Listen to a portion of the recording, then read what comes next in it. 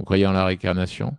Oui, aujourd'hui, oui, je crois en la réincarnation. Qu'est-ce que vous avez été, vous, Virginie, par le passé? Alors, moi, j'ai été une sorcière dans une vie passée. Voilà, j'ai vécu on va dire, dans l'obscurité. Comment ça s'est terminé pour vous, sur le bûcher? Eh bien, évidemment, ma main, en fait, s'est mise à écrire toute seule.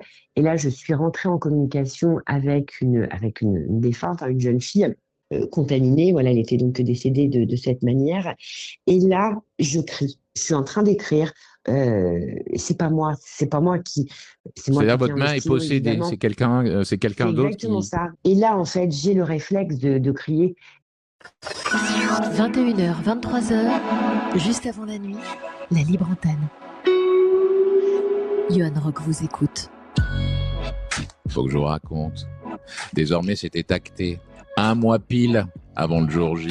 Noël s'était emparé des vitrines de mon village. Dans les allées des grands magasins, les calendriers de l'Avent s'empilaient les uns sur les autres. Dans ma rue, des sapins.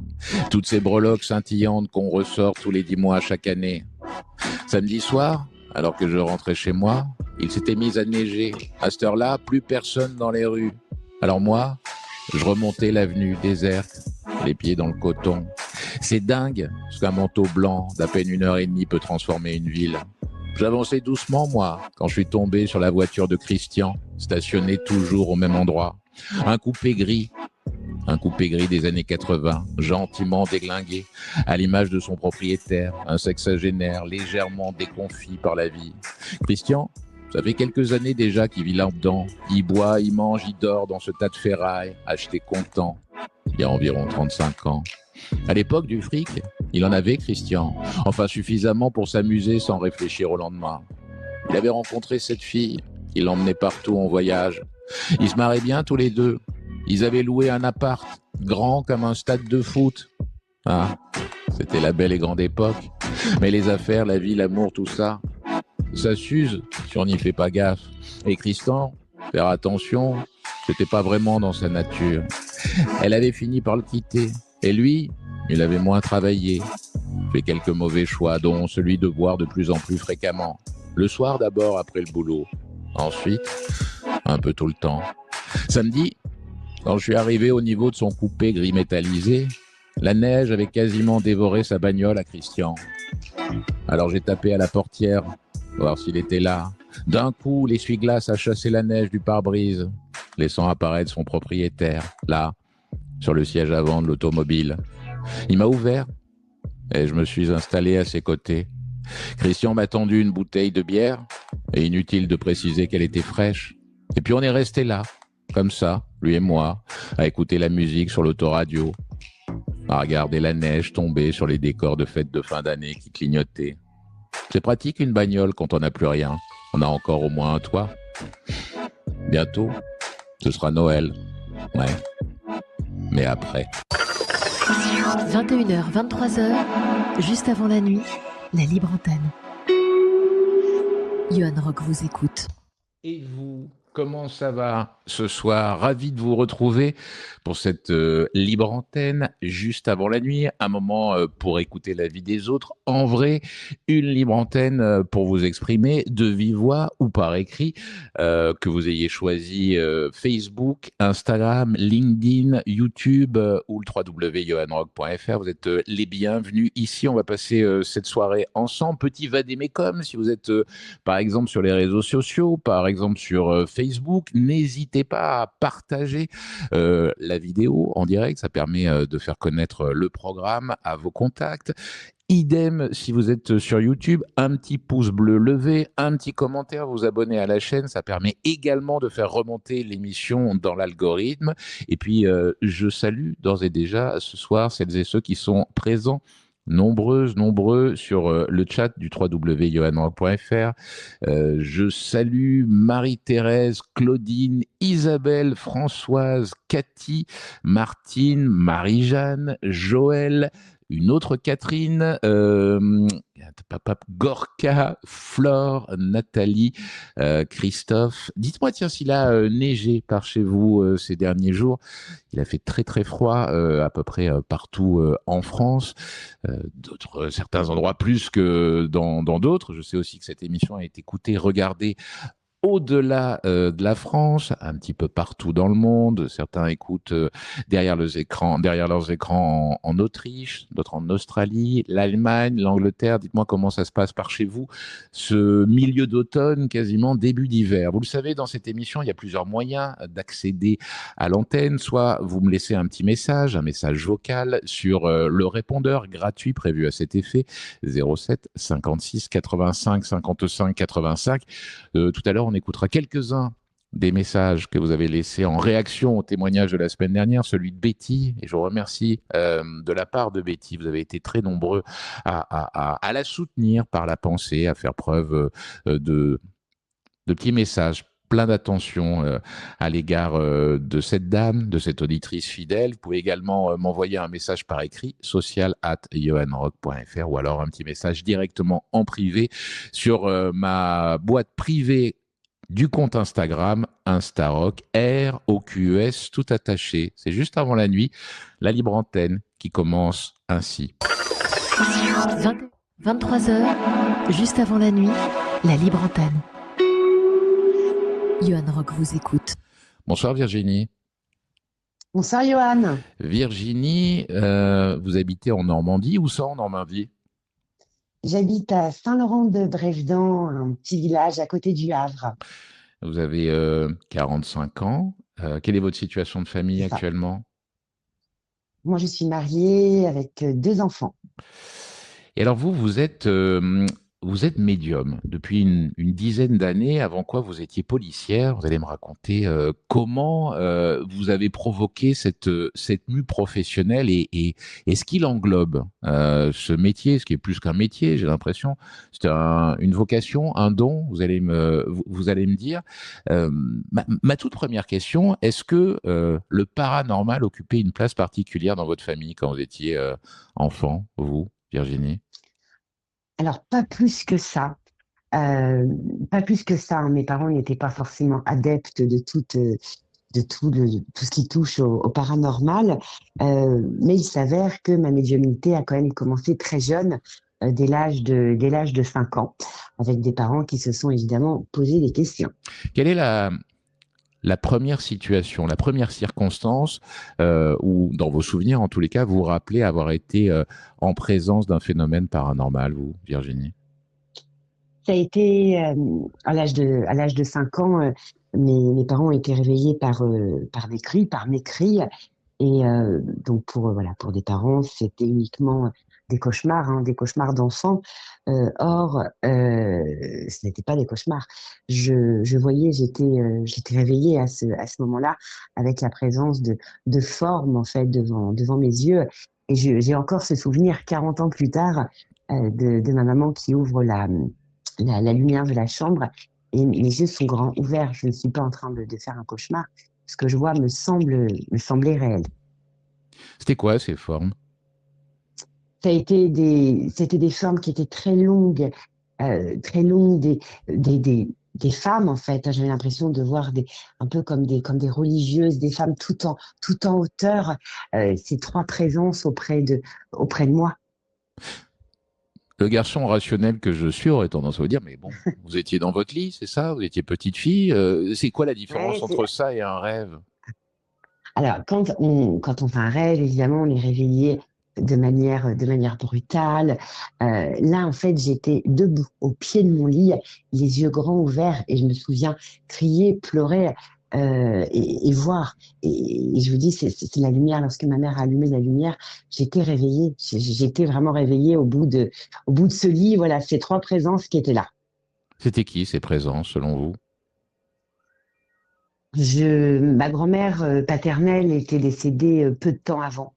Donc très certainement ma grand-mère paternelle et sûrement d'autres défunts. J'avais perdu un oncle il y a vraiment des années, hein. Il était vraiment tout petit quand il est mort.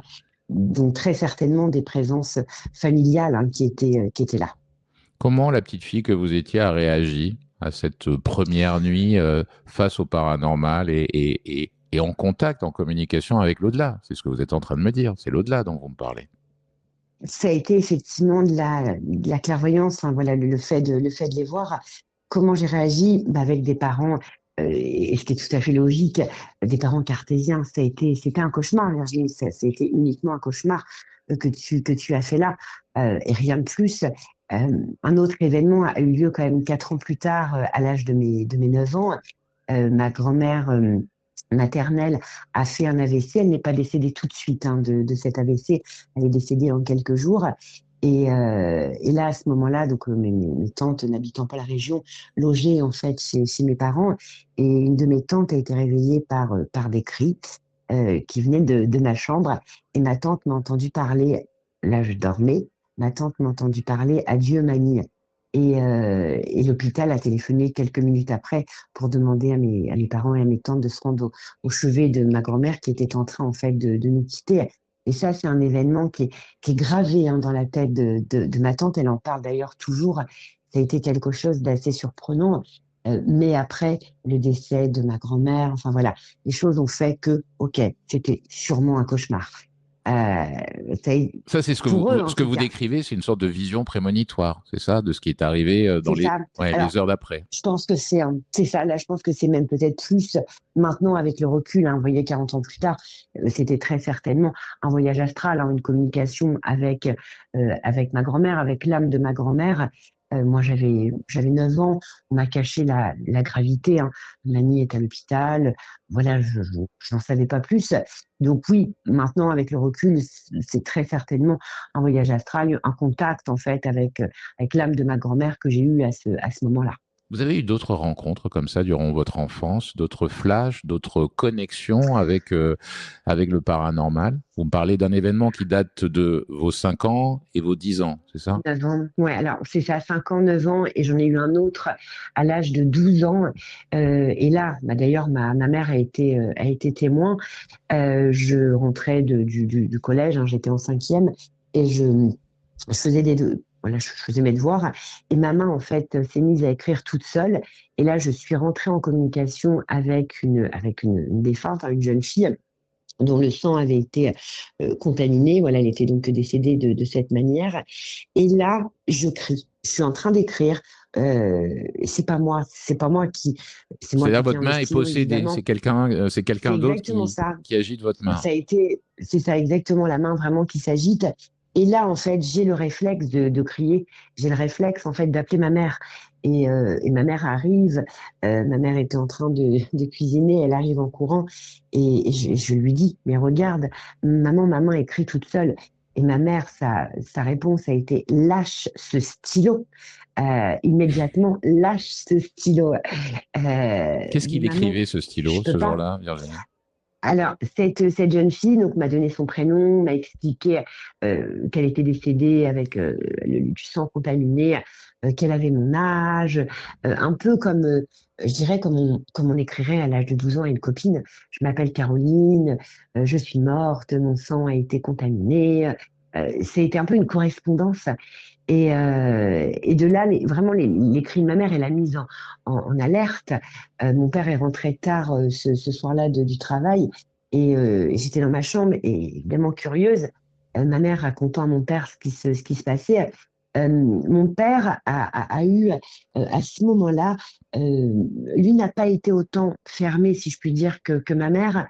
Mon père a eu ce besoin euh, de se renseigner un peu, d'acheter des livres sur la radiesthésie, un pendule. C'est comme si que ça l'avait un peu ouvert. Qu'est-ce qu'ils faisaient vos Après, parents dans la vie? Je vous ai pas demandé. alors, mon papa était mécanicien sur les bateaux et ma mère était secrétaire dans un service paye. Et, De ce que vous me et dites, pas, c'est votre mère qui s'est plus inquiétée pour vous à ce moment-là que votre père. ouais, tout à fait, ouais, ma mère a vraiment paniqué. Mais qu'est-ce que c'est que ça? Qu'est-ce qu'il y a là? Et vous, qu'est-ce que Qu'est-ce vous qui se passe? compreniez de ça? Parce que bon, à 5 ans, on n'a pas grand-chose, on n'a pas beaucoup de latitude, mais à 12, 13 ans, les années passant, une fois adolescente, comment vous, là, vous en parlez Alors, avec le recul, qu'est-ce que vous pensiez de tout bien sûr. ça? Alors, j'ai été attirée par la suite très tôt par tout ce qui était le paranormal, hein, tout ce qui a été un peu les cartes, la voyance, malheureusement les séances de spiritisme, très à la Pourquoi, mode à une époque. malheureusement? Parce que c'est un jeu auquel s'adonnent les adolescents pour se faire s'amuser à se faire peur. Enfin, moi, en tous les cas, c'est l'expérience que j'ai Ouais, fait quand j'étais ado, ne croyant pas à grand-chose. On s'amuse comme ça, on prend un guéridon. Euh, vous avez eu une expérience qui a été négative en la matière? ouais, ça a été super négatif, une expérience terrible à cause de mon grand frère, hein, parce que j'ai un frère aîné qui a 7 ans de plus que moi. Et mon frère avait trouvé comme jeu, hein, le samedi soir, lui, avant d'aller en boîte de nuit, de m'inviter à faire des séances de spiritisme. Car lorsque j'étais présente, ça fonctionnait tellement bien. Et un jour, le ver, l'esprit, hein, présent, inscrit, le mal vous guette. Et effectivement, à la suite de cette séance, il n'y a eu que des péripéties, en fait, pour tout le monde. Accidents, enfin, tout un tas de Pour choses. vous, c'est lié à cette séance de spiritisme. C'est sûr. Ouais, c'est sûr. Je Pourquoi pense c'est que sûr, on a, Virginie? c'est certain. Les entités en fait présentes étaient vraiment des entités malsaines. Donc, je pense d'ailleurs qu'il y avait un des amis de mon frère qui avait été incorporé. Enfin, il avait une attitude vraiment bizarre. Il finissait à moitié en tremblant. Enfin, à l'époque, j'avais 17 ans. Je veux dire, on rit, on se dit ah, mais c'est fou, c'est dingue.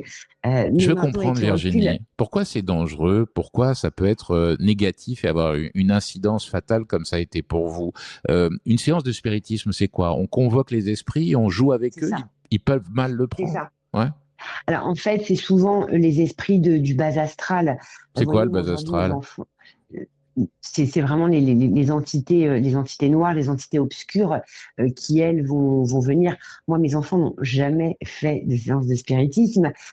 Parce que voilà, je leur ai toujours expliqué les aléas. On peut très bien, je dirais, repartir avec une entité qui va aller se coller, s'imprégner en fait de nos corps éthériques. On a le corps physique, on a également d'autres corps appelés les corps éthériques. Et en fait, l'entité peut effectivement s'imprégner. Après, on va être fatigué, on va voilà. Cet esprit va nous, je dirais, va aspirer un petit peu tout ce qui est énergie. Donc non, on a joué avec le feu et c'est vraiment quelque chose que je regrette. Après voilà, il fallait que très certainement que je passe par là, mais en tout cas c'est voilà, c'est un jeu que voilà, mes enfants n'ont jamais pratiqué ce genre de choses. On joue pas impunément avec les esprits. C'est ça exactement. Mais Faut pas comme ça. j'aurais tendance à dire, bon, vous êtes médium, vous arrivez à communiquer avec les esprits, mais a Alors c'est priori, différent. c'est pas Non, c'est le alors commun des mortels n'y arrive pas. Enfin, moi, si j'essaye de non. communiquer avec un esprit, a priori, il va pas me répondre. Enfin, il m'a jamais répondu. Peut-être pour ça que je crois pas en À moins grand-chose. à moins que vous soyez médium. Moi, j'étais bien policière avant. Mais cette médiumnité, je dirais que c'est autre chose. Aujourd'hui, voilà, je sais la gérer. Je vois, j'entends en fait Mais alors les entités, les âmes. pourquoi finalement, via une séance de spiritisme, n'importe qui peut arriver à convoquer les esprits? Parce que c'est avec le verre, en fait, bien super, vous avez le Ouija, c'est avec le verre. Donc, c'est vraiment voilà, le verre qui va bouger dans tous les sens. En médiumnité, c'est autre chose. Les défunts vont vraiment passer par les canaux de clairaudience, de clairvoyance. En fait, les défunts vont servir un peu de tous mes sens pour pouvoir rentrer en communication. C'est vraiment différent. Moi, je n'utilise pas de verre, je n'utilise pas de Ouija, je n'utilise pas de carte. Le consultant se présente face à moi. Évidemment, je ne veux pas d'informations, je ne veux pas de nom de famille. Quand on va voir un médium, on y va vraiment dans l'anonymat, en fait, la plus totale, hein.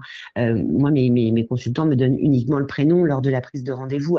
Faut pas aller discuter par le biais des réseaux sociaux, faut pas J'entends, envoyer de j'entends. Le photos. minimum. Faut Et ensuite, c'est vous vraiment, qui faites le exactement. reste.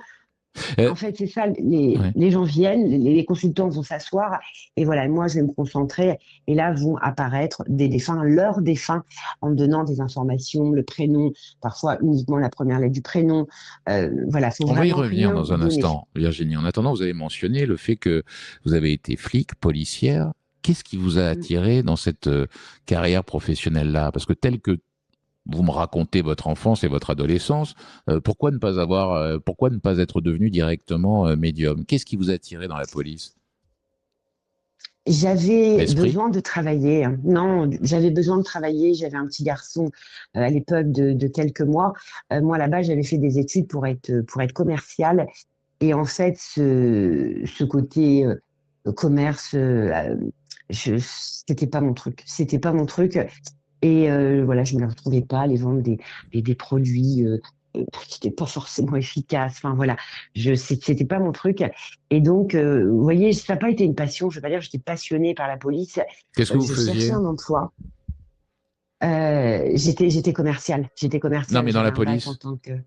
Alors moi, j'étais brigadier chef principal. J'étais adjointe au chef de brigade, hein. J'étais en ce qu'on appelle en roulement, en police d'intervention, en police municipale, hein, sur Le Havre. Donc chaque jour était différent. Ça a été 13 ans. J'ai fait 13 ans en police. Ça a été 13 ans qui ont été, je garde de très très bons souvenirs de mes années en police. Qu'est-ce qui vous plaisait le Euh, plus dans ce métier? en fait, vous intervenez tous les jours sur des choses différentes. On peut intervenir sur des différents familiaux, sur des problèmes de stationnement, sur des tapages nocturnes, diurnes. C'est vraiment cette proximité en fait avec les personnes. Chaque jour est différent. Et vous voyez, je disais souvent, moi, je pourrais pas être assise dans un bureau toute la journée.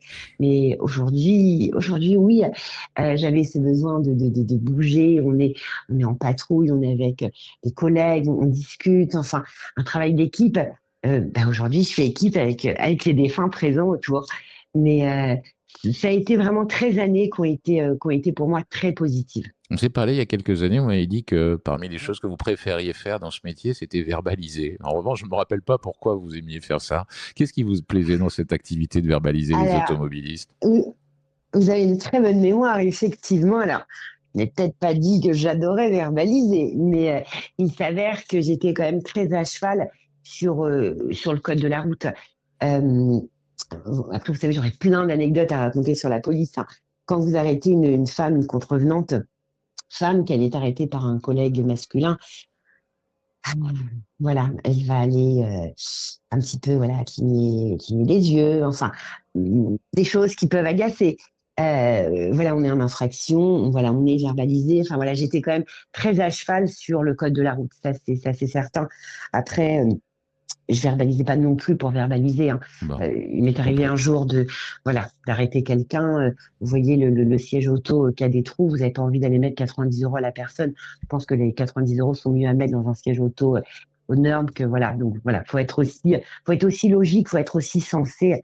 C'est important. Qu'est-ce qui vous a fait arrêter ce métier au bout de 13 ans? Parce que de toute Alors, ce qui évidence, m'a fait arrêter, vous sembliez l'apprécier, ce métier. oui, j'ai appris à l'apprécier. Ce qui m'a fait arrêter, ça a été justement ma médiumnité, hein. J'avais démarré les conférences médiumniques en salle depuis quelque temps et, euh, et ça demande beaucoup de demandes de rendez-vous et voyez être comme ça sur deux fronts, c'était plus possible, c'était fatigant. Mais est-ce qu'il y a Je- un événement, quelque chose qui vous a fait dire, Oui, maintenant, je vais me lancer. oui, Maintenant, ce truc-là, c'est fait pour oui, moi. C'est pas accessoire, c'est pas oui. complémentaire. Non, non, il y a eu effectivement une intervention. On a arrêté une automobiliste pour un franchissement de feu rouge fixe. Et habituellement, lorsque je travaillais, ma médiumnité n'était en rien au rendez-vous. Voilà, je mettais mon uniforme, je faisais mes 8 9 heures de travail. En aucun cas, j'essayais de me connecter à qui que ce soit, à quoi que ce soit. Et là, en fait, ce jour-là, c'était un jour différent.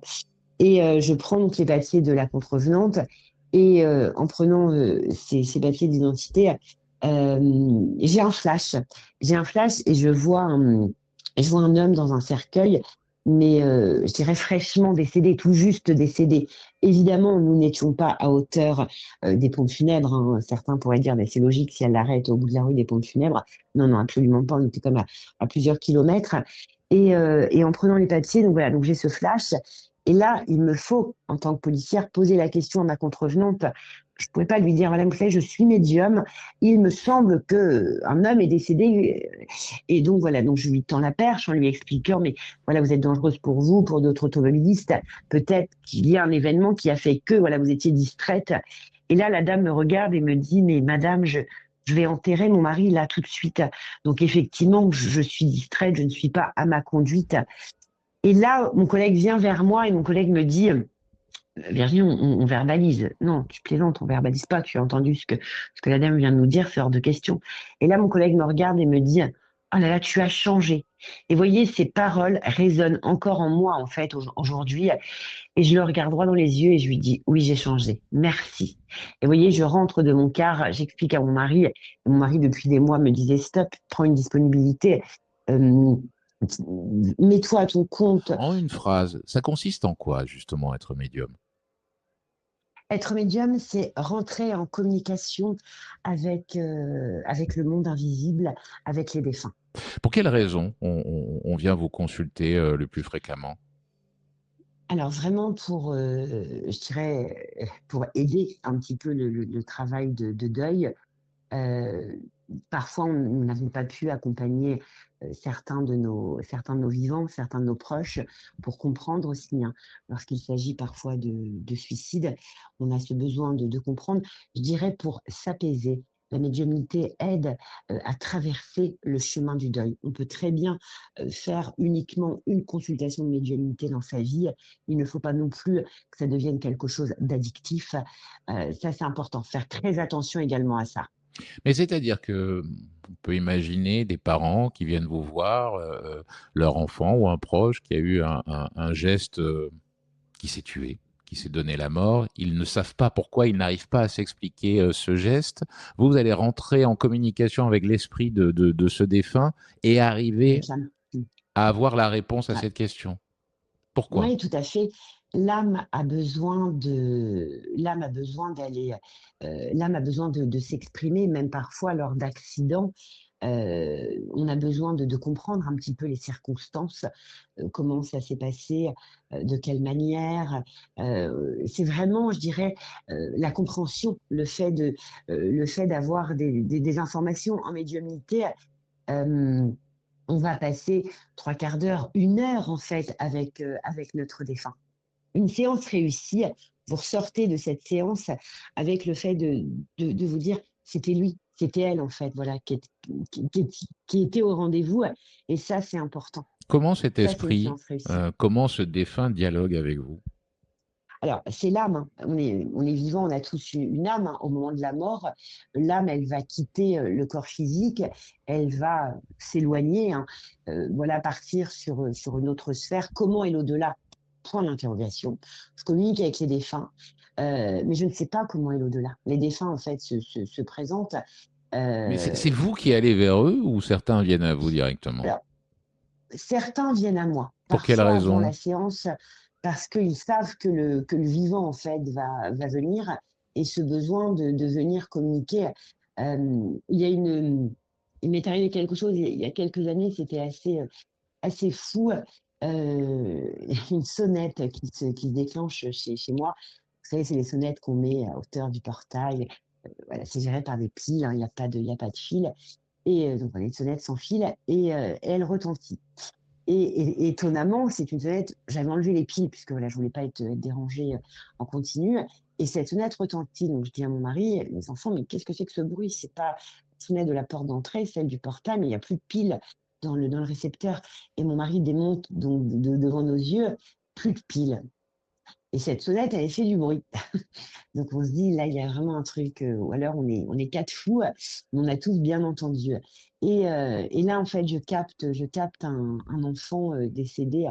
Je vois la neige, enfin, je vois le ski, je vois la montagne, et en fait, le lendemain matin, donc voilà, donc je savais que j'avais affaire, voilà, à un enfant décédé de manière brutale, et le lendemain matin, je reçois un couple de parents qui viennent discuter avec leur fils qui était mort, en fait, d'un accident de ski. Donc il était déjà là, il était déjà présent, en fait, la veille, et ça a été quand même quelque chose de fort. Heu, Ce n'est pas tout le temps le cas, il ne se présente pas toujours la veille, mais lorsque le consultant rentre, voilà, j'arrive à visualiser les défunts présents, en fait, autour de lui. Vous diriez que ce qui se passe à l'issue de vos consultations apaise ceux qui viennent vous voir parce que finalement, ils obtiennent une réponse là où habituellement la vie n'offre pas de réponse. C'est-à-dire que l'absurdité de la vie, c'est qu'on ne sait pas forcément pourquoi il se passe ce qui doit se passer. Le vivant repart apaisé, mais après, c'est ce que je dis en fait, et ce que je répète à chaque fois. Quand vous venez en séance de médiumnité, vous n'allez pas les dire, voilà, j'ai perdu ma mère, elle a eu un Alzheimer. Le consultant, il faut qu'il soit vraiment dans le silence total. Parce que voilà, certains vont utiliser ça, ça peut être du mentalisme, voilà. Moi, je parais peut-être très froide au prime abord, mais les consultants rentrent, stop, voilà, je dis bonjour, Et je fais donc, ils ne bonjour, disent vie. rien. Mais pourtant, ils sont dans Non, il une faut rien dire. situation où ils viennent de perdre quelqu'un. Justement, J'imagine que les questions jaillissent, même malgré eux, non? ouais, mais non, justement, en fait, il faut vraiment rien dire. Hmm. En début de séance, c'est moi qui vais intervenir. Après, par la suite, bien sûr, on peut poser des questions lorsque les défunts se sont présentés, mais ne surtout pas aller, aller donner d'informations au médium. Je veux dire, on est là, on voit, on entend. Sinon, dans ces cas-là, on n'est pas médium. Et c'est d'ailleurs une activité qui est quand même parfois mal perçue. Les gens vont parler de charlatanisme, de folie, enfin, je veux dire, voilà, moi, j'ai les pieds sur terre, la tête dans les étoiles, mais les pieds sur terre. Virginie, est-ce qu'il y a des consultations que vous refusez pour des raisons Des précises? consultations que je refuse, non. Non. Non, non, je Non, ne des vois pas situations dans pourquoi. Non, lesquelles vous ne voulez pas interférer, par exemple. Non, ça n'arrive pas. non, ça ne m'est jamais, jamais, en fait, arrivé. Non, non, non, c'est pas quelque chose, non. Est-ce qu'il arrive que certains esprits avec lesquels ça puisse tourner vinaigre, qui ne prennent Alors, pas bien le fait qu'on vienne les chercher ou qu'on tente de rentrer en contact avec eux? Parce qu'après tout, ils sont de l'autre côté. Ils pourraient se dire, alors, maintenant, les j'ai envie défunts, d'avoir la paix.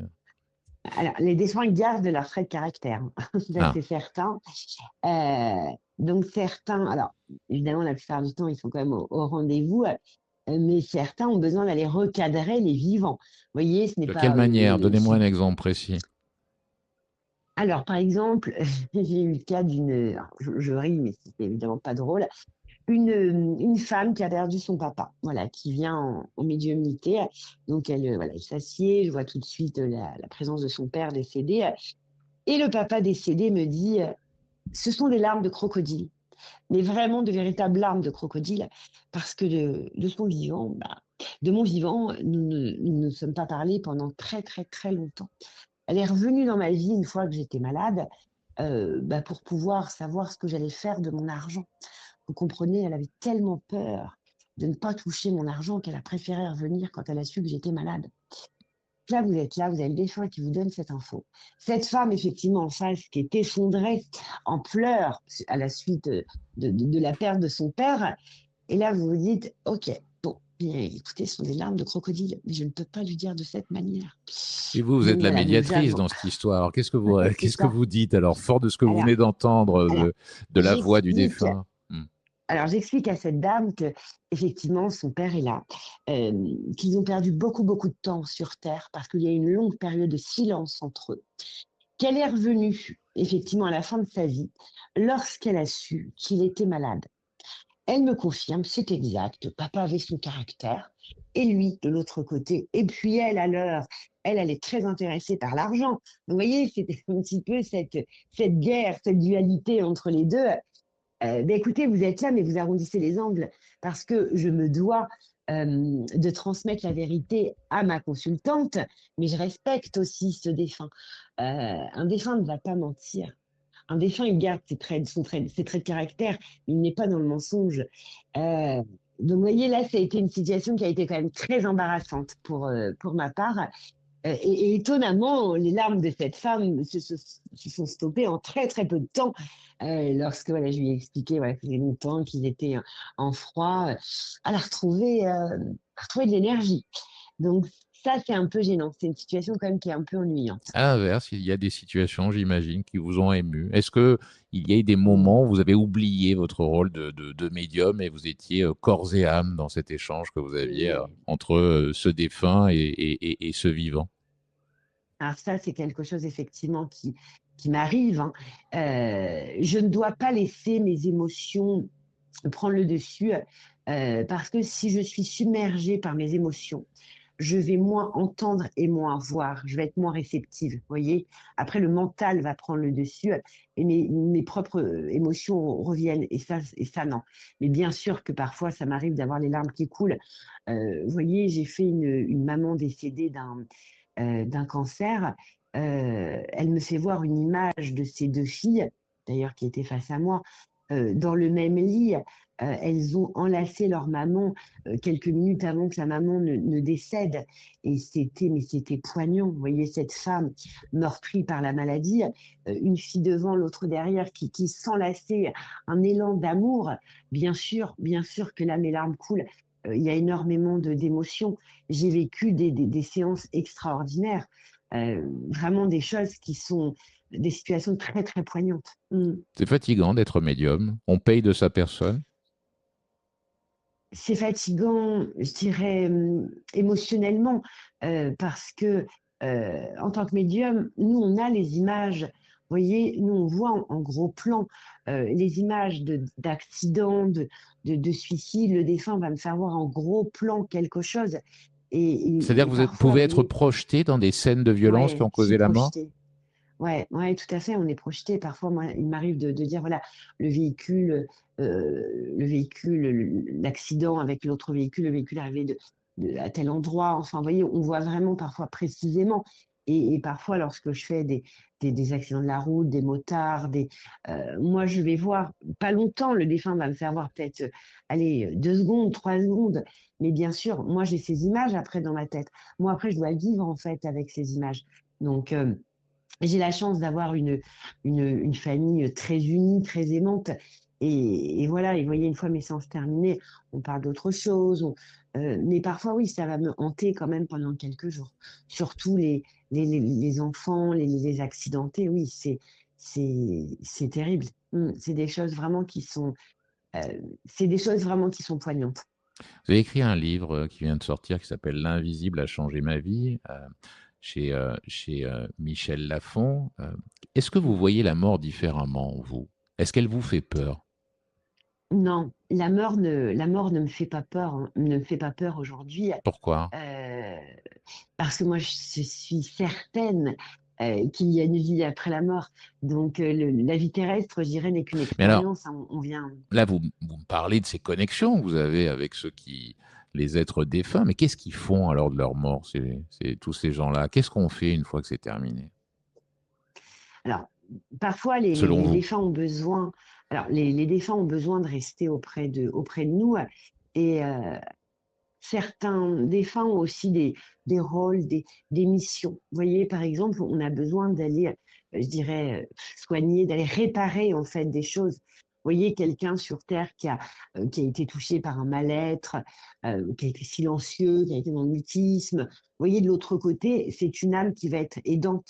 Elle va accueillir d'autres âmes, alors que de son vivant, c'est quelqu'un qui était totalement dans le silence. Vous voyez, on a besoin aussi de réparer des choses.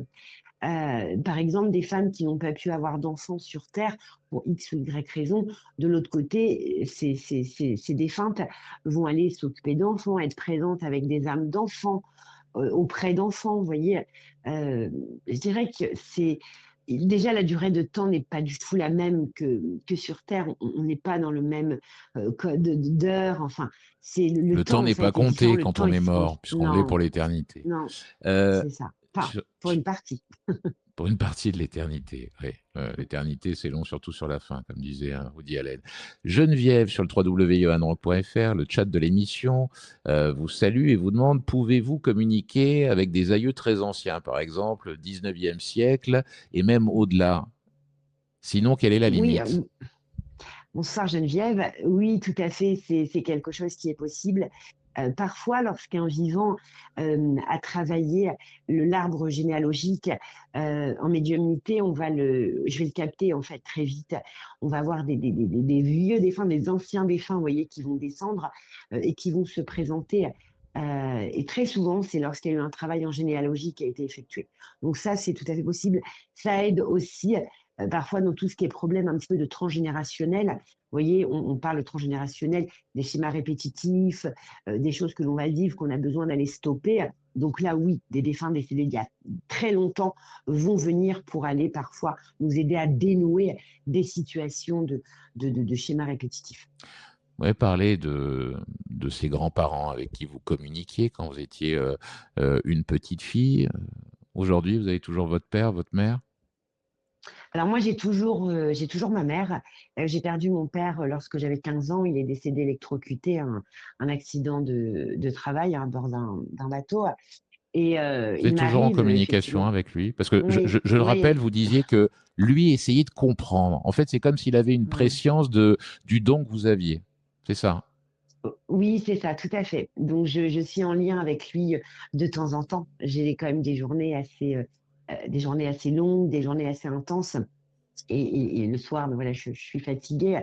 Et Ça veut dire donc que je ne communique il ne vous pas manque pas avec lui tout le puisqu'il est temps. là, en fait, votre père. Ben, en fait, j'ai cette chance, hein, c'est souvent ce que je dis à mon frère et à ma mère. Moi, j'ai cette chance d'avoir un clin d'œil, en fait, de mon père. Donc, moi, cette chance. Mm. Vous croyez en la réincarnation? Oui, aujourd'hui, oui, je crois en la réincarnation. Ça veut dire quoi, par exemple, la réincarnation? Vous imaginez que vous pourriez être quoi dans quelques années? Dans une autre vie? Alors, je ne sais pas ce que je pourrais être. Je sais ce que j'ai été dans des vies Ah, passées. d'accord. Bah oui, c'est vrai. Et, Pourquoi je parle de l'avenir alors qu'on peut parler du passé? Qu'est-ce que vous avez été, vous, Virginie, par le passé? alors, moi, j'ai été une sorcière dans une vie passée. Euh, j'étais une sorcière. J'ai eu recours à la sorcellerie. J'ai vécu on va dire, dans l'obscurité, dans une vie passée. Donc, dans cette vie-là, j'essaie, en tout cas, voilà, d'être dans la bienveillance le plus possible. Je pense que ça a été enfin, en m'incarnant, j'ai choisi cette bienveillance, d'essayer, voilà, d'être positive, de ne pas être dans le jugement. Et ça, la médiumnité m'apprend beaucoup à ne pas être dans le jugement, parce que je vis enfin, énormément de séances, donc je rentre un peu dans l'intimité des personnes, des vivants, des défunts. Et voilà, on ne peut pas se permettre d'aller juger. Vous voyez, mon mental ne peut pas reprendre le dessus en me disant, oh là là, ce monsieur me dit qu'il a eu plein de maîtresses. Non, je m'en fiche. Je veux dire, je suis pas dans le jugement, vous voyez. Donc j'ai été sorcière dans une vie passée. Comment ça s'est terminé pour vous sur le bûcher? Eh bien, évidemment, Mais bien ça veut dire que vous avez évidemment, j'ai souvenir tué de tous mes ça? relais. Il y a des Non, moments de votre vie antérieure parfois qui, pensez-vous, rejaillissent dans votre vie d'aujourd'hui? alors oui, ça c'est arrivé il y a quelques années. C'est comme ça que j'ai pu savoir qui j'ai été dans une vie passée. J'avais eu un conflit, un désaccord, voilà, comme ça peut arriver parfois avec un voisin, un problème de voisinage. Et en fait, il m'avait vraiment agacé, ce voisin. Mais quand je vous dis agacé, anormalement agacé. J'ai eu une colère énorme, alors qu'à la base, ce monsieur me faisait part qu'il était gêné de la venue de mes consultants. Enfin bref, je veux dire, moi, je regarde pas ce qui se passe chez les autres. Et vous voyez, ça m'avait vraiment touchée, ça m'avait agacée. Et j'ai eu une colère, j'ai eu besoin d'aller méditer, en fait, après cet échange avec lui. Et là, en fait, cette colère, elle est revenue. Enfin, j'ai eu l'information un petit peu en régression karmique. Cette colère, voilà, elle fait partie de mon passé. J'avais fait de la sorcellerie. Enfin, j'avais vraiment eu, à l'égard là, de ce voisin dans cette vie-là, des pensées vraiment très négatives. Et en fait, voilà, après, en méditant, voilà, j'ai vu passer des images d'une de mes Compris. vies passées. C'est comme ça que j'ai su qui j'avais été. Tiens, avant de se quitter, j'ai une question qui nous vient de YouTube, d'Oren Rossini. Euh, Peux-tu communiquer avec tout le monde? C'est la question qu'il vous pose. Bien sûr, alors, Il n'y a pas en des ce qui esprits qui se concerne dérobent à votre bon vouloir. Alors après, du moment que l'âme du défunt est dans la lumière, il n'y a pas de problème. Si c'est une âme errante, je ne vais pas en fait la capter en médiumnité.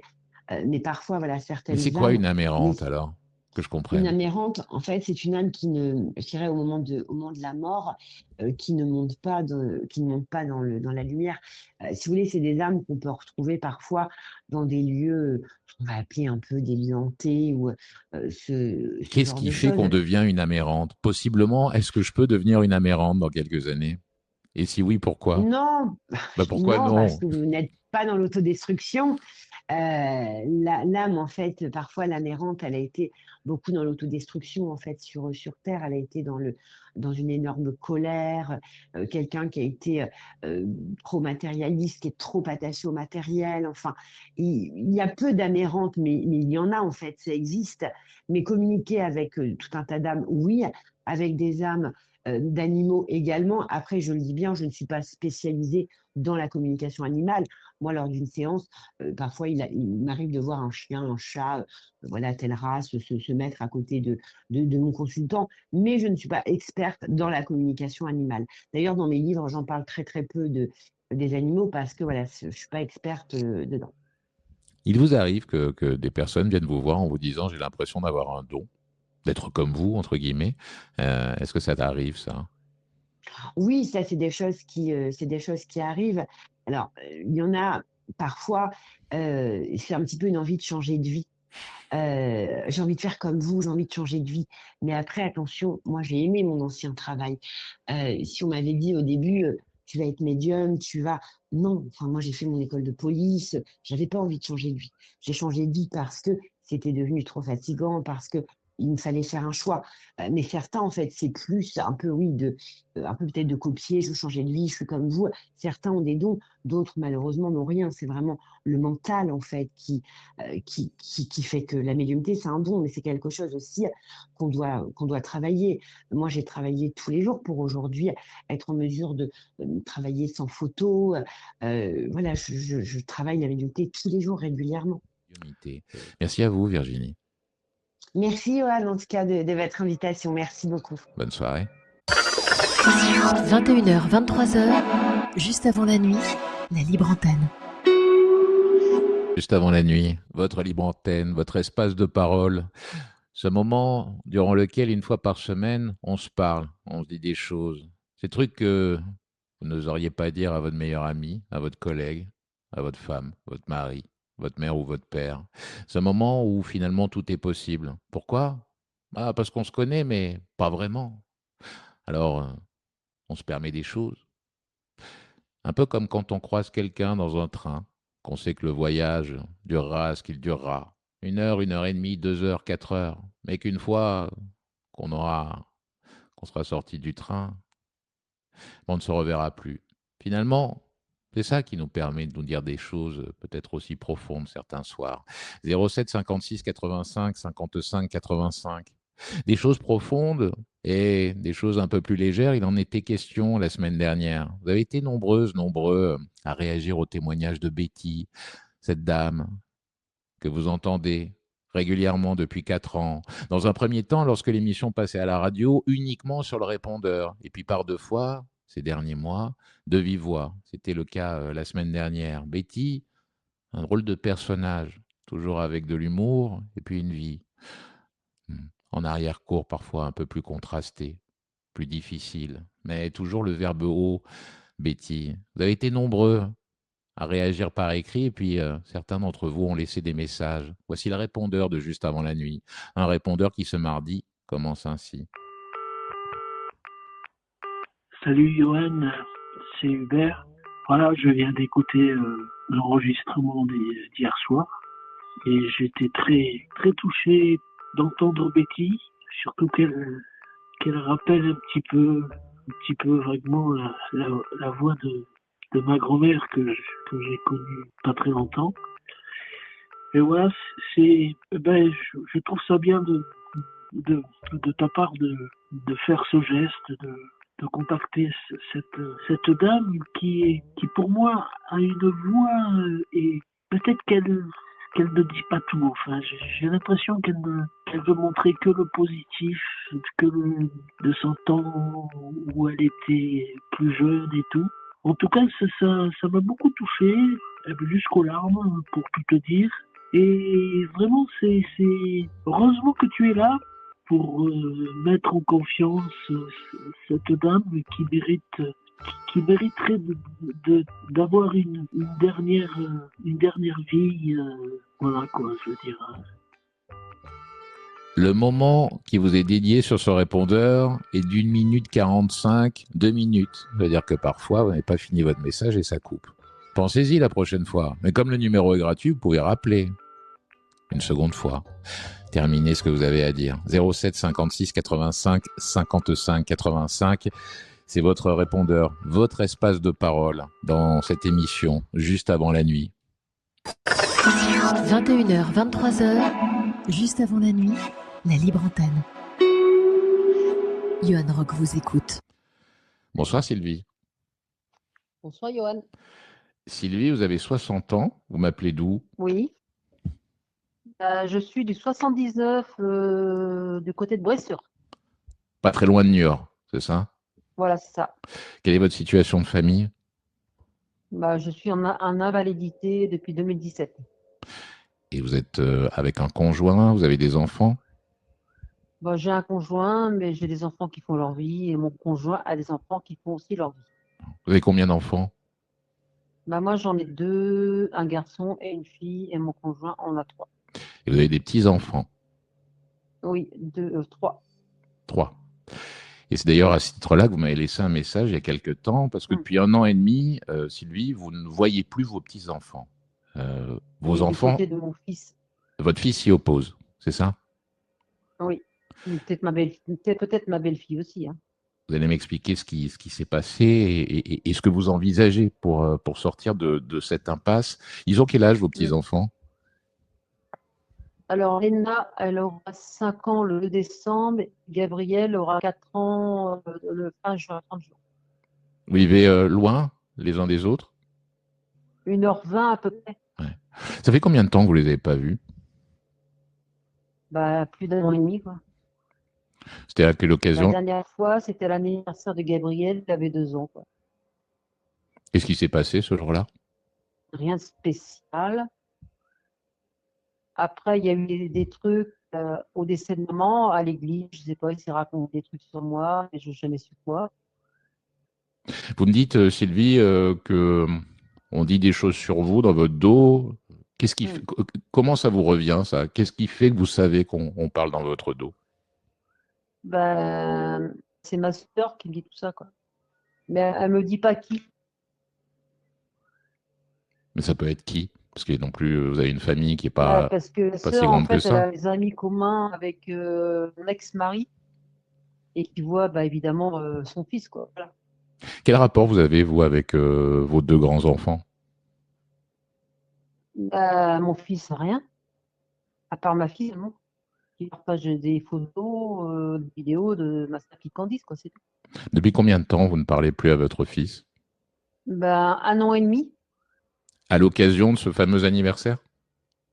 Oui, juste après, ouais. Mais il y a eu une fâcherie, il vous a reproché des choses, vous êtes dit des choses ce jour-là? Non, justement, rien du tout. Rien, rien, rien. Et avec votre Il n'y a fils? rien eu. Justement, c'est ça qui est bizarre. Après, j'ai continué à lui envoyer des SMS, je lui ai demandé des explications, tout ça, mais il n'y avait jamais de réponse, quoi. Vous aviez quelle relation, vous, avec vos enfants quand ils étaient petits, quand ils étaient à la maison, qu'ils ont grandi à vos côtés? Moi, oui, par rapport à mes enfants, ça se passait très bien. À part que j'avais un ex-mari qui était très coureur, quoi, mais bon, je le cachais, quoi, donc voilà. Donc c'est-à-dire Et que après, ils n'ont pas apprécié parce qu'en fait, après, du jour au lendemain, quand ils étaient un peu plus grands, mes enfants, ils avaient 10-12 ans, j'ai dit au papa de partir, quoi. Et là, ils m'en ont voulu, quoi. le père de vos enfants était coureur, c'est-à-dire que ça ressemblait à Oui, c'est ça, quoi? ouais. La vie de famille, elle ressemblait à quoi à l'époque, à la maison? Moi, je faisais mine de rien savoir, quoi. Mais bon, il rentrait très tard, il disait qu'il faisait des heures supplémentaires, il partait très tôt, enfin bref, quoi. Il voyait pas beaucoup mes enfants, en fait, hein. Vous avez compris à quel moment que votre mari vous trompait, vous? Bon, depuis toujours, hein. Ça vous faisait quoi? Disons que moi, en fait, je voulais, voilà, comme tout le monde à l'époque, on reste pour les enfants, quoi. Voilà. Moi, c'était un peu la honte, je voulais pas divorcer, quoi. Pourquoi c'était la honte? C'était pas vous qui étiez en faute? Mais oui, mais les gens parlent, est-ce que les gens vont dire, voilà, c'est ça, en fait, de qu'en dira-t-on, voilà. Vous en étiez amoureux de cet homme, le père de vos enfants? Avec le recul, Je pense que non. Qu'est-ce qui fait que finalement cet homme, vous êtes resté avec? Bah, disons il y a eu un copain qui est arrivé, qui était un copain d'enfance qui devait être mon futur mari, voilà. Et puis lui, il est arrivé chez moi aussi, chez mes parents. Et en fait, le copain est parti avec ma sœur. Et lui, après, il m'a pris moi entre parenthèses, quoi. Pour avoir fait un enfant avec cet homme, c'est quand même qu'il y avait des sentiments ou pas? Ben, un petit peu, oui, je pensais, mais après, en fait, il m'a fait, enfin, cocu entre parenthèses depuis qu'il était là, et depuis qu'il avait fait l'armée, quoi. Voilà, Vous mettiez un mouchoir voilà. sur tout ça? Ben oui, j'essayais pour les enfants, quoi. Mais je dis, mince, on a fait un enfant, on a fait des enfants. Après, pour calmer le jeu, j'en ai fait un deuxième. Je pensais que ça allait s'arrêter, mais ça continuait, quoi. À Et quel... jusqu'au jour, ben, j'en ai eu marre, et puis voilà, j'ai fait une dépression, et puis je l'ai mis dehors, quoi. C'est la dépression qui vous a fait dire stop, on arrête, Ouais. tu t'en vas? Et puis comme j'avais la bipolarité aussi, bon, je suis descendue assez bas, et puis voilà, quoi. Voilà. Ça, vous le saviez à l'époque? C'est- Vous aviez déjà été diagnostiqué bipolaire? Non, pas du tout, non. Mais je sentais bien que j'avais des hauts et des bas parce que des fois j'étais super excitée, j'étais vraiment contente, heureuse. Bon, après j'avais l'impression que j'étais heureuse avec lui, tout ça, puis d'un seul coup, boum, ça retombait, quoi. Et vos enfants, vous en occupiez comment à l'époque, avant qu'ils partent? Alors, le souci, c'est que moi, en fait, après j'en veux pas à ma mère, hein. Elle a toujours été malade et ben, c'était à l'époque, on n'avait pas beaucoup de câlins et les parents ne se montraient pas beaucoup au niveau câlin. Et moi, n'ayant pas reçu beaucoup de câlins, en fait, j'ai eu du mal à donner des câlins à mes enfants, quoi. Il y a eu des moments heureux avec vos enfants ces Ah années-là. oui, oui, Hmm. oui, Qu'est-ce que oui, vous aimiez faire avec eux malgré le fait que vous n'ayez pas été cette mère très proche, très affective, on va dire? oui, c'est ça, oui, oui, oui, mais j'aimais mes enfants quand même, hein, Hmm. mais à ma façon. Voilà. Bah, comme ma fille, elle me dit des fois, bah, maman, ah non, j'ai des problèmes de main, je peux. Et quand elle venait manger à la maison, des fois ici, elle me dit, bah, j'aimerais bien que tu me refasses le gâteau du mercredi. Parce que tous les mercredis, ils avaient le droit à un petit gâteau, C'était quoi. quoi le gâteau Voilà. du mercredi? Bah, c'était leur goûter, un gâteau yaourt avec des pommes dedans, tout ça. Puis je leur faisais ça, quoi. Ils adoraient, quoi. Voilà, c'était leur faire plaisir, quoi. Voilà, je m'occupais d'eux de cette façon-là. Voilà. Puis j'allais les chercher à l'école. Ils revenaient, le repas était fait. Il y avait les assiettes sur la table. Tout était prêt. Et c'est moi qui achetais leur Noël, c'est moi qui achetais leur anniversaire, c'est moi qui préparais leur fête de goûter d'anniversaire. C'est moi qui préparais tout, quoi. Mais Voilà. le père, qu'est-ce qu'il faisait? À quel moment il remplissait son rôle de père? Jamais? Bah, un petit peu le week-end, à part le samedi, parce que le samedi, il allait voir quelqu'un, ouais, sa maîtresse, quoi. Ça, vous le saviez. Tous les samedis, il partait voir ailleurs. Ouais.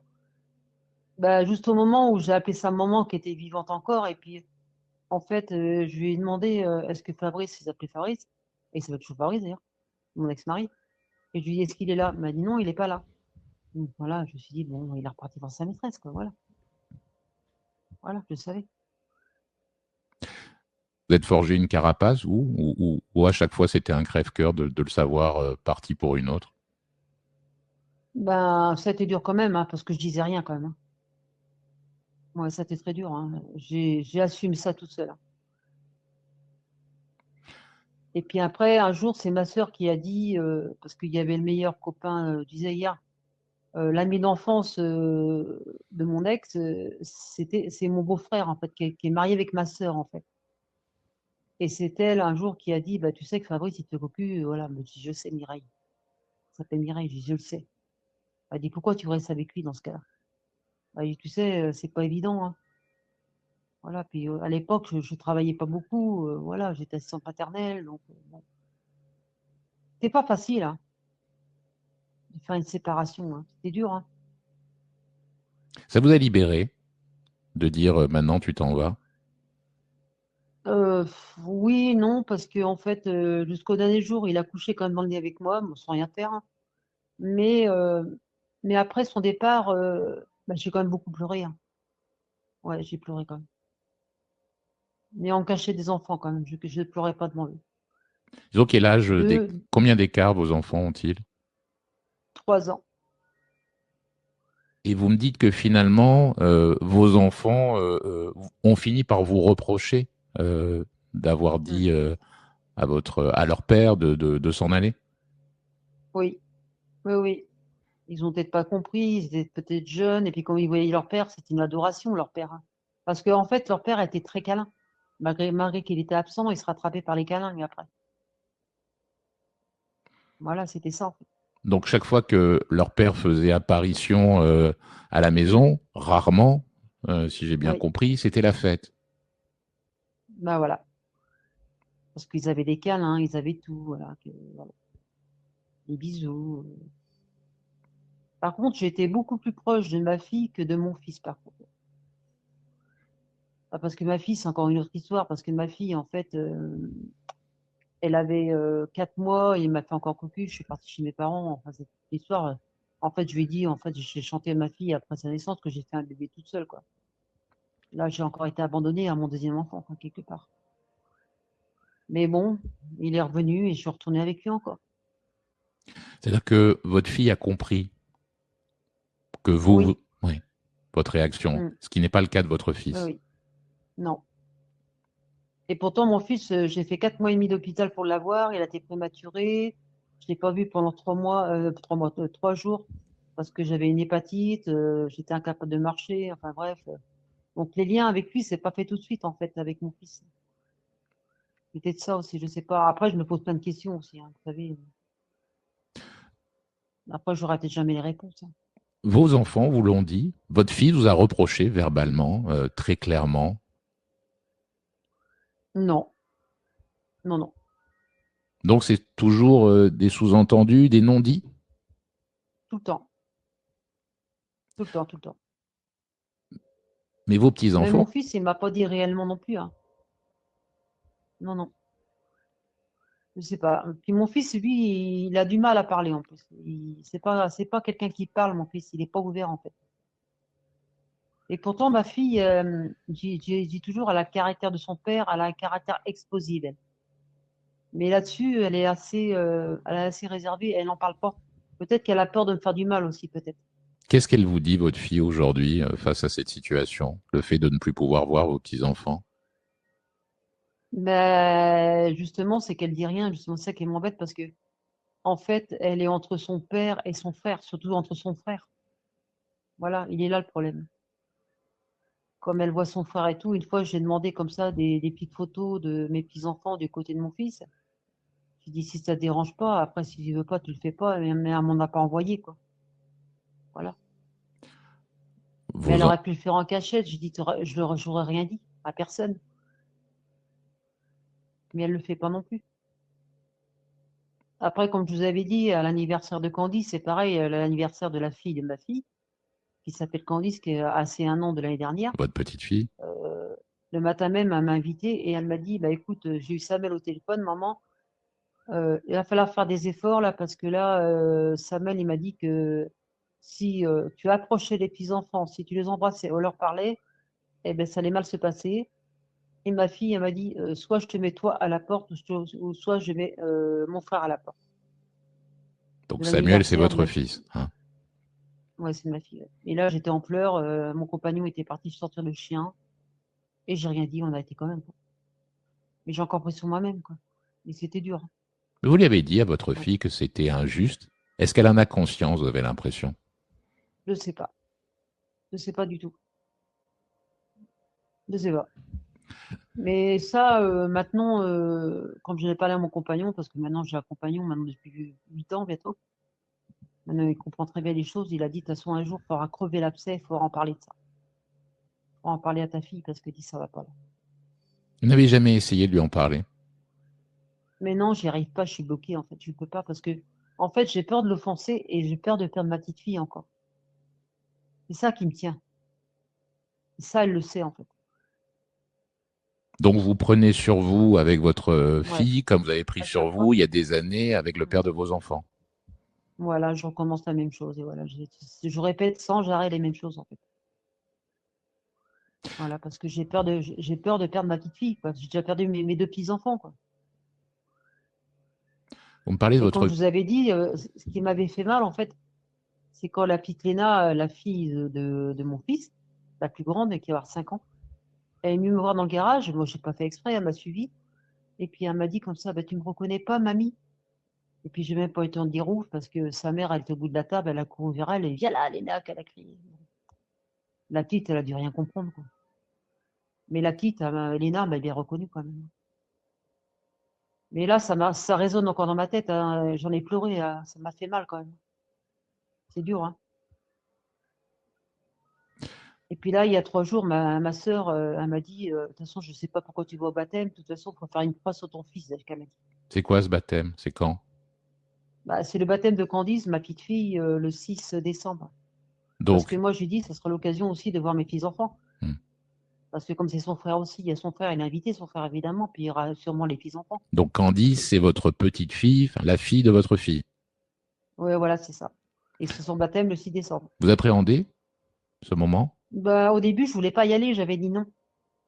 Mais là, bien spécifié, un co-baptême. De Je vous entends toute plus, façon, je suis Sylvie. incapable physiquement d'aller à tout le repas, c'est trop long pour moi, je peux pas. Je suis trop malade, je peux pas. En plus, je suis sur morphine, c'est pas possible, non, c'est pas possible. Vous m'avez parlé de votre bipolarité, Sylvie. Oui. Ça fait combien de Mm. temps que vous avez été diagnostiquée? Moi, 14 ans à peu près, ouais. Il y a un événement précis qui a permis de poser ce diagnostic? Oui. Bah, j'avais un compagnon à l'époque depuis 2 ans et puis ça n'allait pas avec lui et puis en fait entre parenthèses bah, j'ai pété un plomb quoi. Ça veut dire Voilà. quoi, j'ai pété un plomb? Bah, au début j'étais constamment sur l'ordinateur à faire des jeux, des machins, des trucs. Je me couchais très très tard.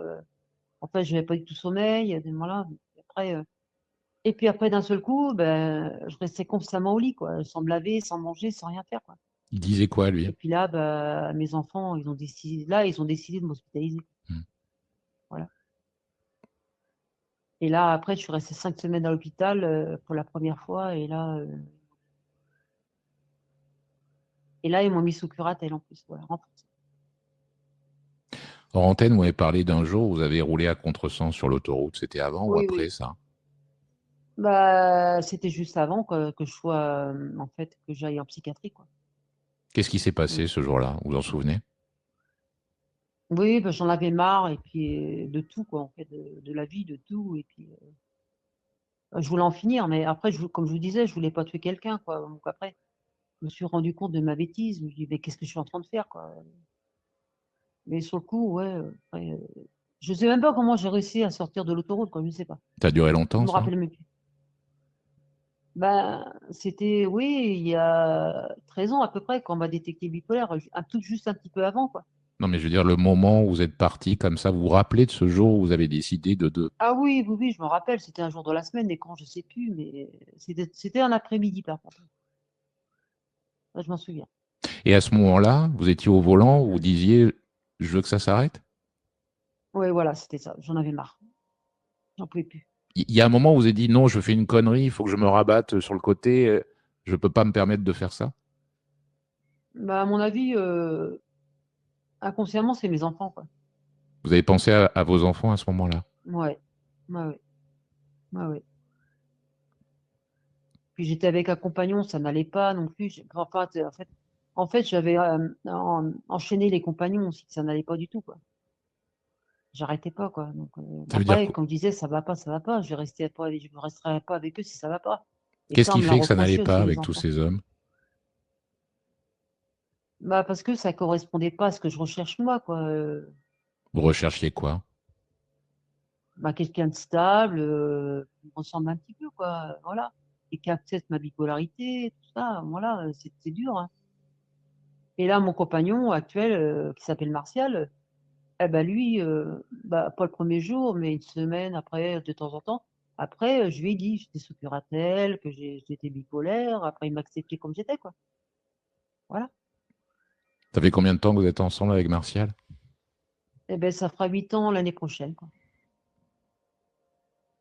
Vous êtes Et puis amoureux de lui? maintenant, ben, il est dans pour moi parce que comme j'ai mal aux deux mains, donc il m'aide à m'habiller, me les habiller, voilà. Puis j'ai une association qui vient aussi faire ma toilette, tout ça, quoi. Vous êtes amoureux de Martial? amoureuse? Oui, oui, oui.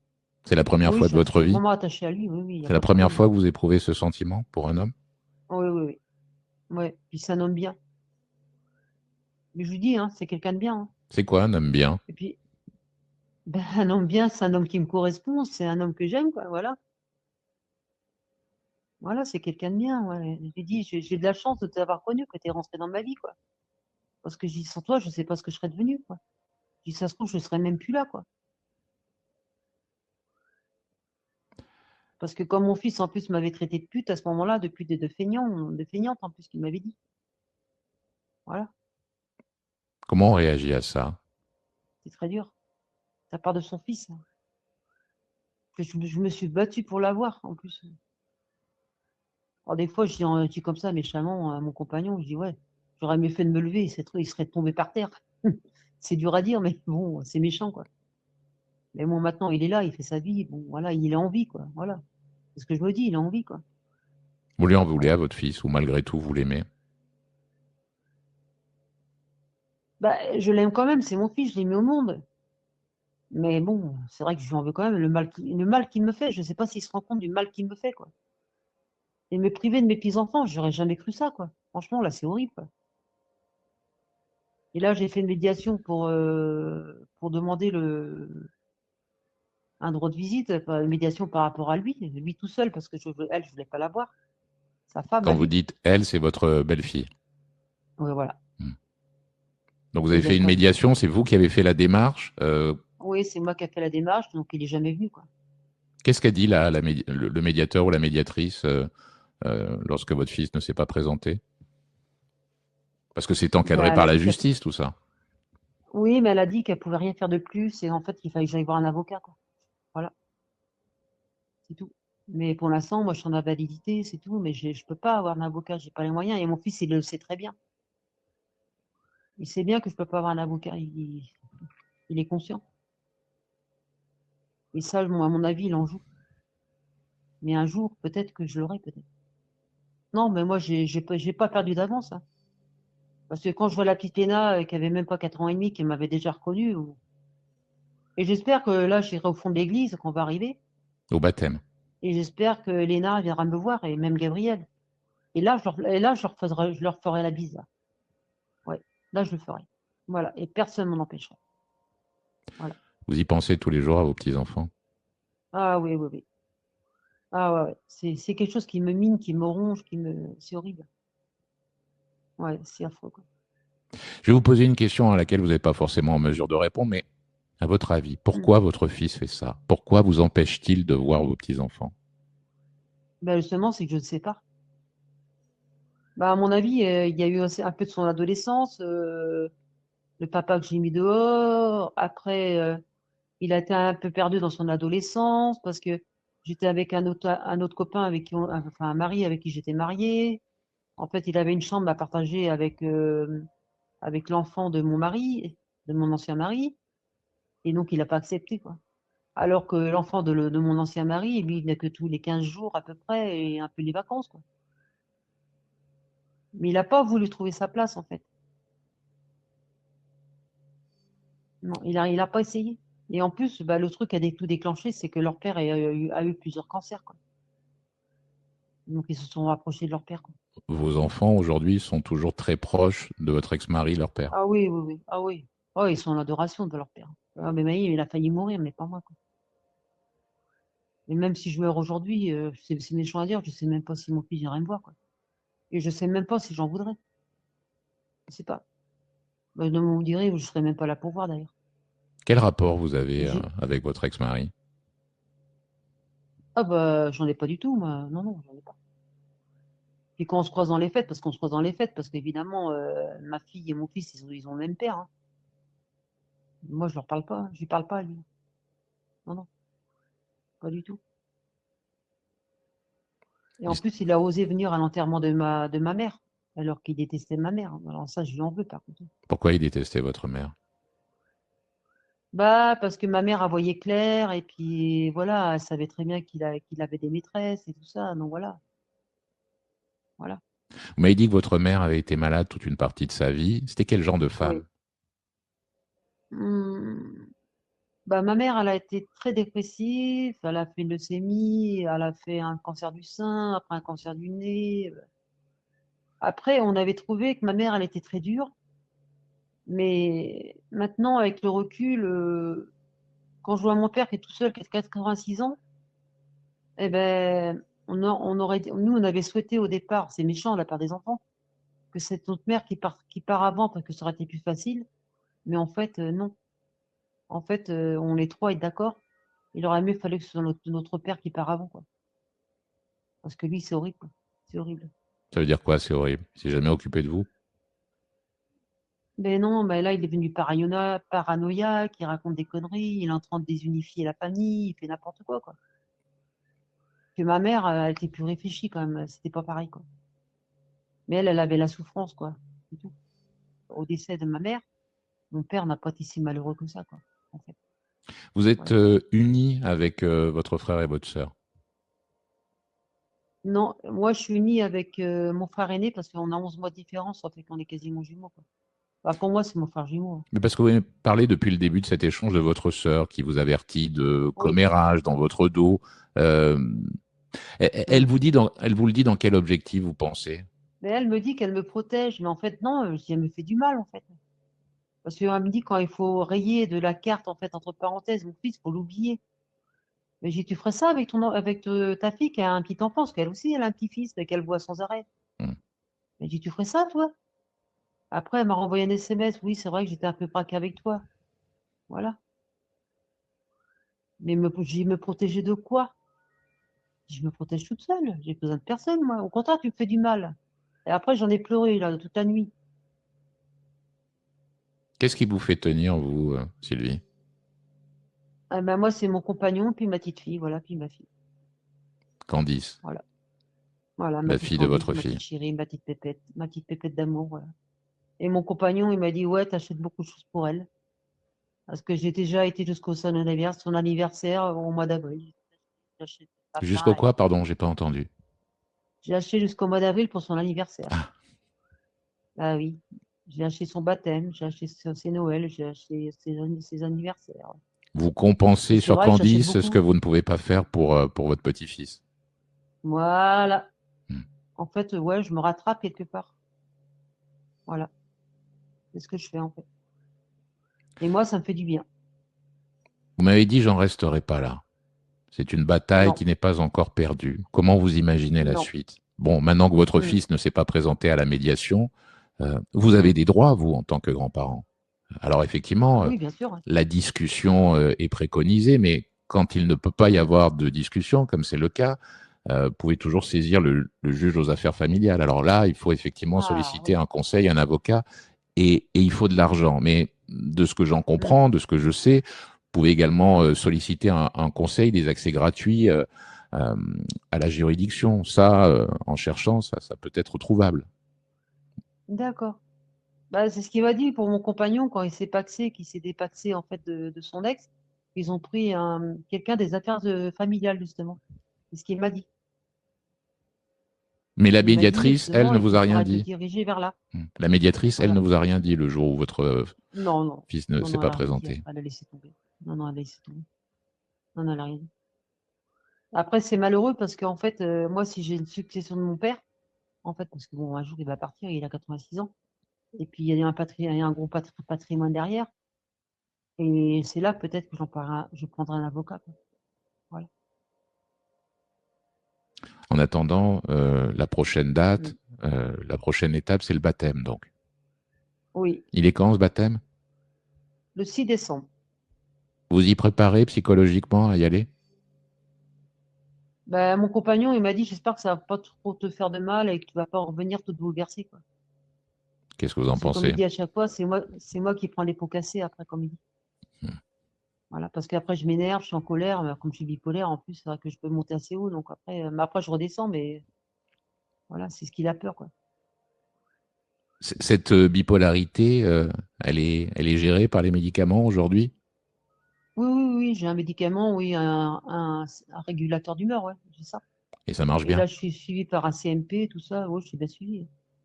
Ça marche bien. Mais heureusement que j'ai ça. Mais je fais tout pour me soigner, hein. Vous pensez que votre état psychique, cette bipolarité, a pesé dans la balance quant au choix de votre fils de vous éloigner de vos petits-enfants? Ah, c'est même sûr. Parce que quand m'a dit ma belle-fille que j'avais des orthèses aux mains à l'enterrement de ma maman, et j'arrivais pas à marcher parce qu'en plus je suis fibromyalgique. Donc c'est ma fille qui m'a emmené voir là-haut à la nef avec le curé, faire mon petit discours. Elle a dit que j'avais fait du cinéma, quoi. Elle croit pas que je suis malade en fait. Si, je suis malade de la tête, elle croit vraiment que je suis malade de la tête, quoi. Et là, elle a dit jamais je laisserai mes petits-enfants à Sylvie, quoi. Voilà, voilà, c'est un peu méchant, quoi. Vous pensez donc que c'est aussi votre belle-fille qui joue, peut-être qui tire un peu les Oh ficelles? là là, oui. Ouais, oui. Ouais, mon papa, il l'a vu, parce que quand il était au baptême de Gabriel, c'est la seule fois qu'il les a vus d'ailleurs. Et il l'a vu, il dit c'est elle qui porte la culotte tout ça. Pensez que si vous écriviez quelque chose à votre fils pour lui dire combien Oh, vous souffriez, pour lui dire combien vous souffrez, ce que vous m'avez raconté ce soir, vous pensez que ça serait de nature non, à faire modifier, à modifier un peu les choses? non, je pense pas. J'y ai pensé, hein. Non, non, je crois pas. Non, non. Non, non, parce que j'ai envoyé pas mal d'SMS, machin truc. Mais des gentils SMS, hein, sans l'agresser, hein. Comme quoi c'est mon fils, je l'aime sans arrêt. Mais non, je vois qu'il le lit. Mais ça n'aboutit jamais. Il Mais ne répond pas. une lettre, il ne lira pas. Est-ce qu'elle va pas l'intercepter, aussi la déchirer? Je sais pas. Je sais pas ce qui se passe dans leur couple, je sais rien. Ah, Si ma cette fille? lettre, vous l'écriviez à votre fille, quelle serait sa réaction, vous pensez? Bah, je pense qu'elle le prendrait mal, hein. Pourquoi le prendrait-elle Mm, mal? Vous êtes sa mère, vous souffrez mm. et vous dites les choses telles que vous les ressentez. Pourquoi le prendrait-elle mal? Bah, déjà, par rapport à son frère, vous dites? Par rapport à vous, c'est de vous dont vous parleriez dans cette lettre. Lui dire, voilà, Ah je oui. ne comprends pas la situation. Mm, Ton mm. frère, mon fils, m'empêche de voir mes petits-enfants, c'est injuste. Vous pensez Ah qu'elle non, prendrait non, non, c'était mal? pas la peine. Parce que dès que je commence à aborder le problème, elle dit stop, stop, stop, stop. Non, elle veut pas. Elle ne veut pas rentrer dans Non, cette non, affaire. Elle ne veut non, pas elle veut pas. intercepter les Non, histoires pas qu'il y a du entre tout. votre fils et vous. Non. Hmm. Mais j'ai déjà essayé de temps en temps, mais non, elle veut pas. Elle veut rien entendre. Bah, déjà, elle veut pas m'envoyer des photos, elle veut pas m'envoyer son adresse, elle veut rien faire. Donc, ça veut bien dire qu'elle est. Non, elle veut pas. Elle ne veut pas s'en mêler. Et moi, j'ai pas envie de la blesser non plus. Comme je dis, je suis tenue par ma petite fille aussi. Je veux pas perdre ma petite fille. Voilà. Donc, quelque part, je suis obligée de faire des sacrifices, moi. J'ai pas le choix.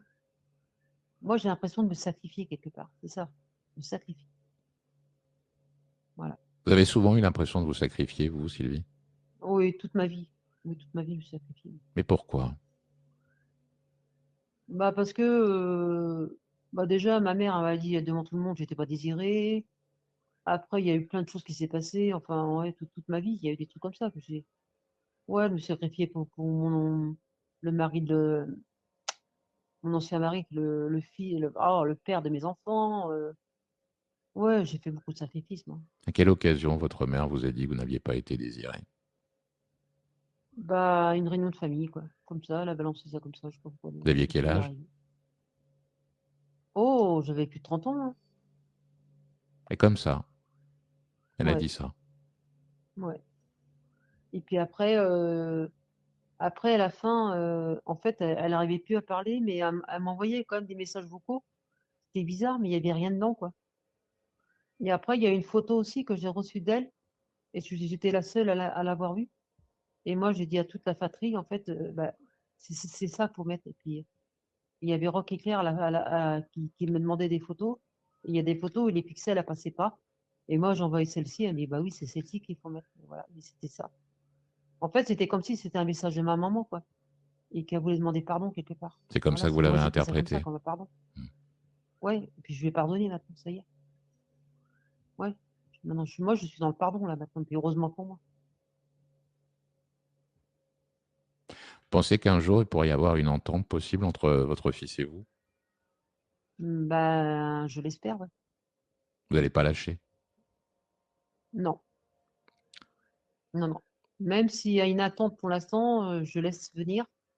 Mais non, Mais après, comme je dis, ils sont pas à l'abri d'un divorce non plus, hein. C'est peut-être méchant ce que je dis. Vous iriez jusqu'à le souhaiter? Vous pensez que ça changerait la Oui, donne? ouais, je pense, ouais. Parce que c'est elle qui tient les rênes, parce qu'en fait, la boîte, elle est à moitié à elle, donc surtout à sa famille à elle. Parce que mon fils, il tient une boîte de peintre décorateur. Et en fait, qui s'est quand même beaucoup d'actions, c'est sa famille à elle. Ils ont racheté la boîte, quoi. Voilà. Et lui, il a peu d'actions là-dedans. Vous pensez qu'il est malheureux, votre fils? Moi, je pense que oui, oui. Mon père, il l'a dit aussi, il l'a vu. Mon papa, il l'a dit. Il est malheureux. Il subit, en fait, lui aussi. Mais c'est triste, hein. Vous me tiendrez au courant, Sylvie, de ce qui s'est passé le jour du Ouais, baptême? ouais. Bah oui, il n'y a pas de problème, je vous enverrai un message dans ce cas-là. Puis vous gardez la niaque? Oui, oui, bah oui, oui, oui, pas de Et problème. Je vous pensez à remercie. cette histoire d'aide juridique gratuite. Cherchez autour Oui, de oui. vous. Il y a forcément un Ouais, ouais. guichet. Hmm. Déjà, vous posez quelques questions pour savoir un peu comment éventuellement, D'accord. possiblement. C'est pas la meilleure des solutions, Hmm. mais imaginez la suite, parce que c'est un droit. Voilà, c'est ça, ouais. Ouais, faut que je garde espoir, de toute façon. Comme on dit, l'espoir fait vivre. Voilà. Parfois, ça ne suffit pas. Il faut l'aider un peu, parfois, le hasard Oui, et il la faut vie pour provoquer la avancer. chance aussi. Ouais. Oui, il faut provoquer la chance, il faut avancer, vous avez raison. Merci de m'avoir envoyé ce petit message, Sylvie, et tenez-moi au courant. Ouais. En tout cas, je vous remercie de votre écoute. Allez, au revoir. À bientôt, Sylvie. Au revoir. 21h, 23h, juste avant la nuit, la libre antenne. Merci pour les messages que vous nous envoyez. Vous le savez, vous pouvez communiquer sur le chat comme vous le faites depuis le début de cette émission. Vous pouvez également, tout au long de la semaine, m'adresser vos messages à social@johanrock.fr pour me raconter ce que bon vous semble, votre vie, vos remarques, vos coups de cœur, vos coups de gueule. Je prends ma respiration parce que je vais être totalement transparent. Le chauffage est à 8 dans mon salon et il fait extrêmement froid. Je ne sais pas comment vous débrouillez, vous, chez vous, en, en cette fin du mois de novembre, mais je suis frigorifié. Je ne sais pas ce qu'il va falloir que je fasse. Peut-être que la prochaine fois, je ferai cette émission en robe de chambre polaire. Toujours est-il que... Bah oui, tiens, voilà, c'est ça que je disais. Vous m'envoyez vos messages et j'en intercepte quelques-uns, toujours avec plaisir, je les lis et je vous les partage pour certains de ces messages, comme celui que m'a envoyé Thomas. L'objet du mail, c'était Rêve étrange. Bonsoir Johan, j'aimerais vous parler d'un rêve bizarre que je fais très régulièrement. Dans ce rêve, je marche tout seul dans les rues de mon ancienne ville d'enfance, mais tout est figé dans le temps. Les boutiques, les restaurants, dont les mêmes que lorsque j'étais enfant. Dans mon rêve, je cherche quelque chose ou quelqu'un, je ne sais pas. Les maisons sont là, familières, mais toutes les portes sont fermées. J'ai beau frapper, m'écrit Thomas, appeler, personne ne répond. Et plus j'avance, plus tout devient sombre dans mon rêve, très sombre. Bientôt, il faut que je ralentisse ma cadence de peur de trébucher par terre. Alors je tâtonne, je rase les murs pour avancer. Et puis à un moment, j'arrive sans m'en être rendu compte devant les grilles du collège où j'allais. Après, je vois sortir de l'obscurité un gosse qui s'avance vers moi. Ce gosse, c'est mon frère aîné. Dans mon rêve, il a 12 ans, l'âge où il s'est tué en mobilette en rentrant du bahut. Je regarde mon frère et la mobilette à ses côtés, flambant neuve. Il s'approche de moi, il me parle, mais je n'entends rien. À chaque fois, je me réveille de ce rêve et j'ai l'impression d'étouffer. Il y a quelques années, j'en avais parlé à la psychologue que j'allais voir. Mais il est toujours là, ce rêve. Merci de continuer à faire cette émission. Je vous écoute le plus souvent que je peux. Signé Thomas. Merci Thomas pour ce message et ce rêve partagé. Ce rêve ou ce cauchemar, je ne sais pas. Et parfois, difficile de sortir de ses rêves. On est parfois prisonnier de son propre rêve. Un rêve qu'on fait toute sa vie. 07 56 85 55 85. Vous pouvez également écrire à juste avant la nuit, social@johanrock.fr. À partir de demain, 18h, vous retrouverez en podcast audio sur les plateformes de streaming, Apple Podcast et Spotify, cette émission. Vous le savez également sur le www.johanrock.fr. Pour ceux qui le souhaitent, vous pouvez soutenir cette émission, ce qui nous permet, quid de la cagnotte, quid des abonnements que vous prenez, eh bien d'arriver à régler les factures et produire cette émission comme on le fait depuis désormais quasiment un an. Merci d'avoir été de l'autre côté. C'était toujours un plaisir de vous savoir de l'autre côté. Évidemment, on va se retrouver à partir de 21h mardi prochain. En attendant, passez une belle semaine, faites de beaux rêves, passez une belle nuit. Et je vous dis mardi à 21h. Salut tout le monde. Bonne nuit.